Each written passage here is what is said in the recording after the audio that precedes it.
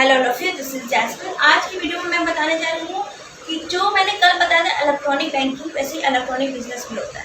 Business अगर mobile के through चलने लगता है तो उसको इलेक्ट्रॉनिक बिजनेस कहते हैं।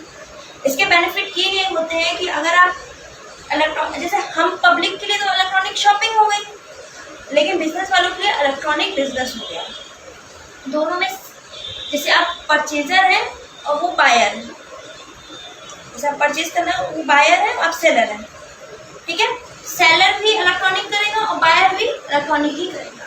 जैसे कितना होता है ना, जैसे कि आप शॉप पे गए, आपकी जान पहचान की शॉप है, तो आप फ़ोन करके भी मंगवा सकते हैं कि आप हमें सामान भेजिए, फोटो मैं सेलेक्ट करके बताता हूँ। आजकल इंस्टाग्राम पे भी बहुत ऐसे वीडियो आते हैं जो अपने कपड़े का प्रचार करते हैं।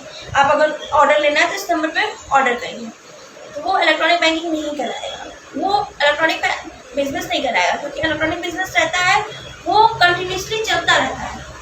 वो ये नहीं कि थोड़ा सा चला फिर थोड़ा सा रुक गया, ऐसा नहीं। जो पूरा कंट्रोल इलेक्ट्रॉनिक बाई होगा, बाई मोबाइल होगा, बाई सॉफ्टवेयर होगा, तो उसी को बोला जाएगा इलेक्ट्रॉनिक बिजनेस, ठीक है।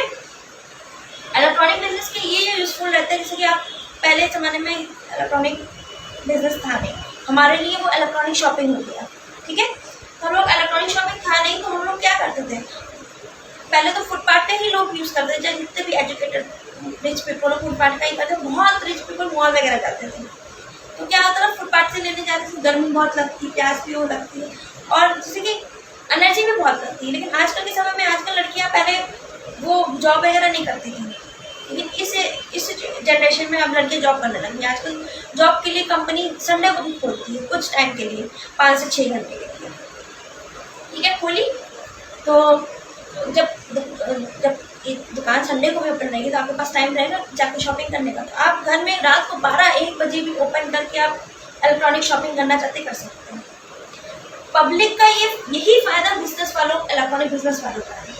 जैसे कि आप कोई कंपनी कोई बिजनेस ऐसे रहता है जो ऑल ओवर इंडिया स्प्रेड रहता है, ठीक है, लेकिन उसका इलेक्ट्रॉनिक बिजनेस नहीं होता। बस वो आप, जैसे वी मार्ट मैंने एग्जाम्पल बताया, वी मार्ट का कोई ऐप नहीं है, लेकिन डोमिनोज का है।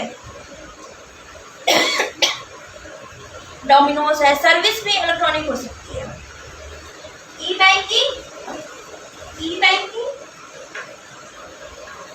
ई सर्विस,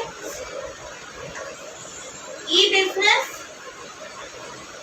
ई शॉपिंग। इलेक्ट्रॉनिक सर्विसेज क्या होती है? ई बिजनेस का आपको समझ में आ गया? जो भी हम सामान बाय मोबाइल करते हैं, इलेक्ट्रॉनिक सामान यूज करके, मतलब बाय मोबाइल, जैसे बैंकिंग करते हैं मोबाइल यूज करके, तो इलेक्ट्रॉनिक बैंकिंग हो गई। अगर हम बिजनेस करेंगे इलेक्ट्रॉनिक मोबाइल के थ्रू, ओनली मोबाइल के थ्रू, तो वो इलेक्ट्रॉनिक बिजनेस कहलाएगा। लेकिन हम पब्लिक के लिए इलेक्ट्रॉनिक शॉपिंग कहलाएगा। जैसे कि कोई भी ऐप वगैरह है, अमेजोन, फ्लिपकार्ट और मिंत्रा, ये सब खाली बिजनेस अपना चलाते हैं by electronic he, by mobile नहीं। आपका अमेजोन का कोई वो नहीं होगा, अमेजोन की कोई स्टोर नहीं रहती, लेकिन कुछ ऐसी ऐप है जिसका स्टोर भी है और वो इलेक्ट्रॉनिक बिजनेस भी करता है। जैसे नायका का भी शोरूम मैंने देखा इलाहाबाद में है, लेकिन वो नायका का सामान बाई ऑनलाइन शॉपिंग भी है, ऑफलाइन शॉपिंग भी है। तो बिजनेस ऐसे जब वो इलेक्ट्रॉनिक के थ्रू होगा, नायका, जैसे नायका हम ऐप से करेंगे तो हमारे लिए इलेक्ट्रॉनिक शॉपिंग होगा, बिजनेस वालों को इलेक्ट्रॉनिक से।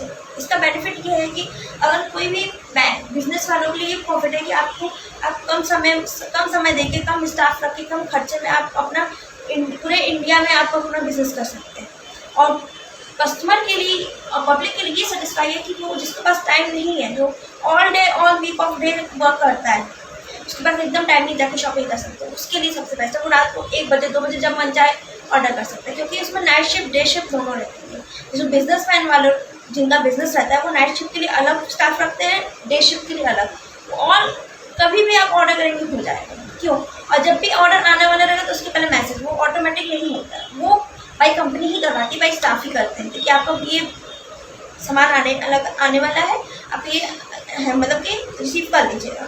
मतलब आप अवेयर है कि किसी का फ़ोन आया, हम लोग जैसे अनमेड फ़ोन आता है तो वो कट कर देते हैं, तो हम लोग भी अवेयर रहेंगे कि वो फ़ोन आया तो उठा लें, अननोन नंबर से आया, ठीक है। ई सर्विस क्या होती है?